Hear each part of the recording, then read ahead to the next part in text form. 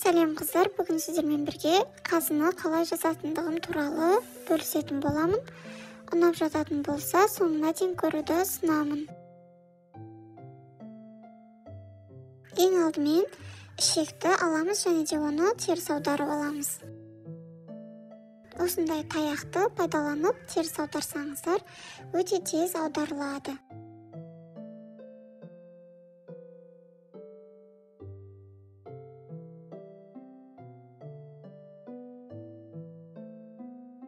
Келесі бетін аударамыз.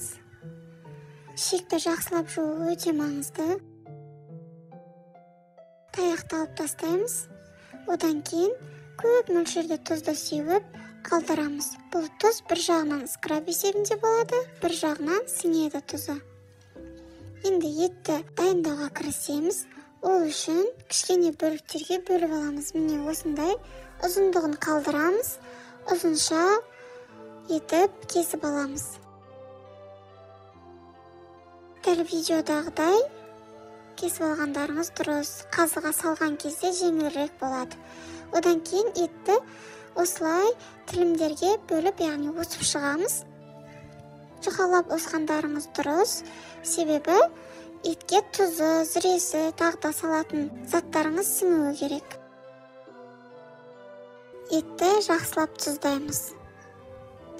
Барлық жаңа алдында осқан жерлердің барлығына тілімдерге тұз кіруі керек, яғни тұз сіңуі керек. Үстінен зіре барлығын осылай жасап аламыз. Одан кейін тұзда тұрған ішегімізді жақсылап жуып аударамыз. Келіп суетіне аударғаннан кейін бас жағын жіппен байлап аламыз. Қатты қысып байлағандарыңыз дұрыс, қазының ашылып кетпеуі үшін. Міне қысып байлап алдық. Енді ішіне етті салуды бастаймыз. Осылай бір ет және де бір майдан қосып отырамыз жанына. Ішегіміз толғанша.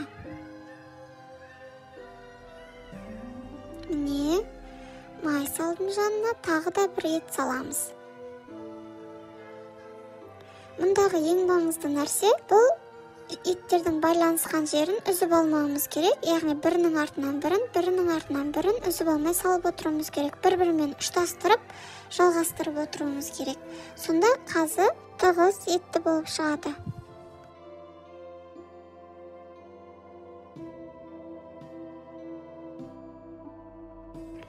Сосын арасына чеснок қоссаңыздар болады. Алдын ала аршып дайындап алдым. Арасына кіргізіп осылай қосып жібереміз. Міне барлық етті салып болып қалдық.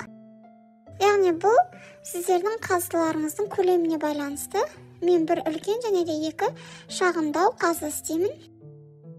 Міне осылай барлығын қысып, яғни түбіне қарай байлаған жерімізге қарай жеткіземіз. Шетін байлап алып, қырқып шығамыз. Міне біздің қазымыз дайын. Ас болсын. 5 бармаққа пісірген кезде тесіп пісіруді ұмытпаңыздар. Сіздермен бірге болған Бай Ермурзина каналы.